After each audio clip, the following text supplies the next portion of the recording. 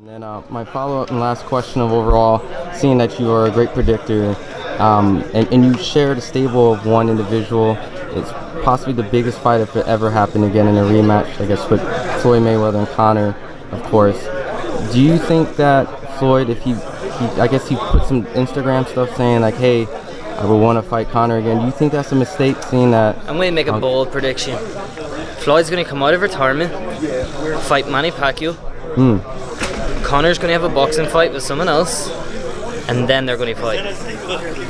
So it'll just be like after that, it's going to be the biggest fight. Then it's going to be the biggest fight of all time. Do you think that would be a mistake for Floyd to even dare to at doing a rematch with Conor, seeing he's got a little more experience and he's a little bit older? It's not a mistake. It's a lesson that he's going to learn. It's not, do you know what I mean? It's a lesson that he'll learn, and it's something that I feel that's inevitable. A young, hungry athlete coming up against an older, retired kind of athlete. But respect to Floyd's the greatest to ever do it. The greatest to ever do it in the boxing side. And then there's Conor, the greatest to ever do it in the MMA side. So it is, and I think that Floyd's days are kind of, I hate to say it as I'm a big fan, I hate to say his days are kind of done. And I feel that way, and because he's one of the greatest boxers of all time and a big inspiration to young athletes coming up like myself. But Conor's just on a different level. He's a different level of belief, different level of work ethic, and a different level of creativity. Has something changed from what you've seen in there? Obviously, he was able to perform in a boxing match. Did you see that, I guess some people say like from Canelo when he fought Floyd, he learned and switch a lot of styles up, and now people may debate that Floyd can't beat Canelo in a rematch. Is that, like, do you see that whatever Conor has developed and learned that Floyd, what you've seen, is not ready or is Conor's boxing skills? Has it changed dramatically over night and day? You just look at his last fight.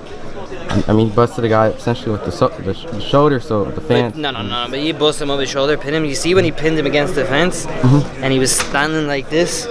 Have you ever seen anyone bang the way he sat down on them shots?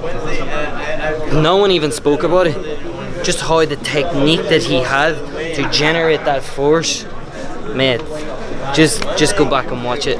Just go back and watch it. That was the highlight of the fight for me, is when you're Sonny pulled up, the way he got the angle and sat down and was like, bing!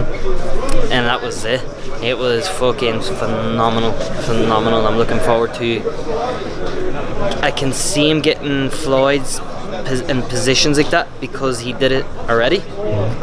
When he comes around to the back, to the side and creates that angle, the last time he looked shots, but I don't know what the fuck it is, but he done the last time, but I've been watching it non-stop and learning from it. The way he generated that power, I feel like he hits Floyd one of them. Good night.